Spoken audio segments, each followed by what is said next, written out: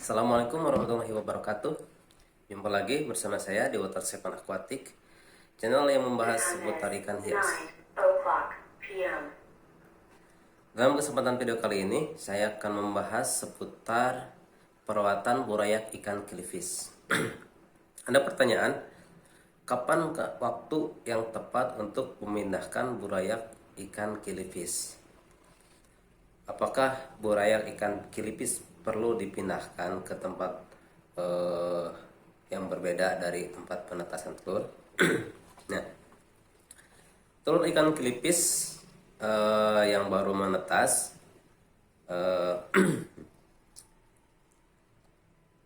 kita harus pindahkan atau tidak tergantung keadaan ya, tergantung situasi. Kalau misalkan teman-teman menetaskan telur killifish dalam jumlah banyak, jadi sebelum teman-teman tetaskan, teman-teman cek telurnya memang banyak. Nah, kemudian telur yang menetas itu cuman sedikit. Nah, maka teman-teman wajib memindahkan burayak ikan killifish tersebut. Kenapa? Saya pernah membahas pada video saya sebelumnya ya. Kalau misalkan telur yang menetas itu jumlahnya lebih sedikit dari jumlah telur yang teman-teman tetaskan, berarti banyak telur yang belum siap untuk menetas. Nah, kemudian apa yang harus teman-teman lakukan? Nah, untuk menyelamatkan telur-telur yang belum menetas ini, maka teman-teman wajib memindahkan burayak telur killifish yang udah menetas duluan. Nah, kapan waktu pemindahannya? Saya sarankan untuk memindahkan burayak ikan killifish minimal berusia satu hari ya minimal. Bagusnya sih nunggu nyampe 3 hari. Kalau misalkan teman-teman burayaknya banyak yang harus dipindahinnya, teman-teman bisa mulai pindahin dari usia 1 hari. Kalau misalkan teman-teman mau pindahinnya secara bertahap ya, karena lumayan juga ya lama kita harus ngambilin satu-satu ya, karena kalau misalkan kita tuangin langsung sama airnya, ditakutkan banyak juga kokopit yang ikut tertuang ya, dan telur-telur juga mungkin ada yang ikut tertuang ke media baru. Nah, jadi teman-teman pisahin secara manual, ambilin satu-satu ya ke tempat yang baru. Nah, setelah itu teman-teman inkubasi ulang telur-telur yang belum menetas itu. Nah, tapi kalau misalkan teman-teman netasin, misalkan nih teman-teman beri telur 50 butir nih, menetas semuanya, atau misalkan menetas 30 butir ya. Nah, itu terserah teman-teman mau inkubasi ulang. Misalkan kalau teman-teman yakin ada telur yang belum menetas ya, teman-teman silahkan menginkubasi ulang, atau mungkin ini telurnya emang ada segini, misalkan yang lainnya melting atau nggak akan bisa menetas. Nah, kalau misalkan seperti itu, sebenarnya anakan ikan killifish ini kalau misalkan teman-teman netasin di wadah yang agak besar, itu teman-teman tidak harus memindahkan burayak ikan killifish ya sampai 1 minggu atau 2 minggu. Nah, teman-teman bisa pelihara di tempat penetasan telur itu sendiri.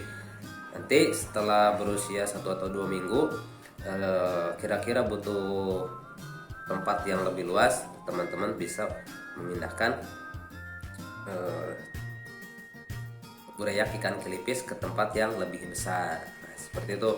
Jadi untuk memindahkan ikan killifish itu sebenarnya tidak wajib ya. Jadi kita itu melihat situasi. Jadi memindahkan burayak ikan killifish itu bukan hanya kita bertujuan agar supaya si killifish itu lebih cepat besar ya, kalau misalnya kita pelihara di tempat yang lebih besar untuk memberi ruang gerak yang lebih besar. Tapi tujuan dari memindahkan burayak ikan killifish itu ada juga untuk menyelamatkan telur-telur yang belum menetas pada saat penetasan yang pertama. Nah, jadi kita bisa menyelamatkan telur-telur yang belum menetas itu. Soalnya kalau misalkan terlalu lama di dalam air, dia bisa menetas, lalu dia akan, begitu dia menetas pun dia akan belly slider ya. Jadi dia nggak normal ya, cacat, ada yang bengkok, terus dia lemah, nggak bisa berenang. Ketika kita makan dia nggak bisa mengejar makanan, dan akhirnya dia akan mati. Nah, jadi salah satu penyebab belly slider itu adalah telur yang belum siap untuk menetas, namun karena keadaan dia terpaksa harus keluar dari dalam cangkang telur itu ya, karena dia disimpan di dalam air, si kulit telurnya dia menjadi lembek dan akhirnya dia harus menetas keluar dari cangkangnya, kemudian dia menetas dalam keadaan tidak normal ya, atau cacat. Nah, jadi seperti itu. Ini untuk meminimalisir hal itu terjadi, kalau misalkan teman-teman begitu menetasin telur ikan kilipis, jumlah yang menetasnya lebih sedikit dari jumlah telurnya, maka teman-teman harus memindahkan burayak-burayak tersebut ke tempat yang baru ya. Kemudian teman-teman bisa nyelamatin telur-telur yang belum menetas tadi.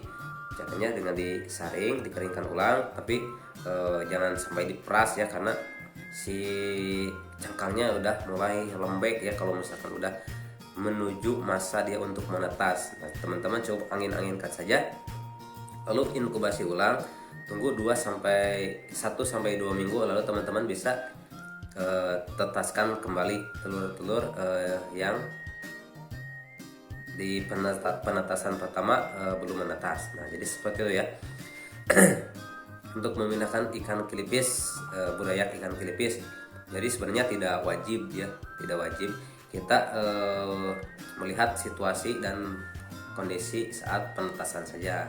Jadi kalau misalkan teman-teman menetaskan telur ikan kilipis langsung nih dari nggak mau ribet mina-mina, langsung menggunakan wadah yang besar, nah itu sah-sah saja. Cuman masalahnya ditakutkan banyak telur yang belum siap untuk menetas. Nah, kalau misalkan kita menggunakan wadah yang besar, kita agak repot untuk menyelamatkan telur-telur yang belum siap untuk menetas. Nah, kalaupun kita sipon si kokopitnya menggunakan selang kecil, kemungkinan besar banyak si burayak ikan kilipis yang tersedot oleh selang tadi, dan ya bisa aja mati.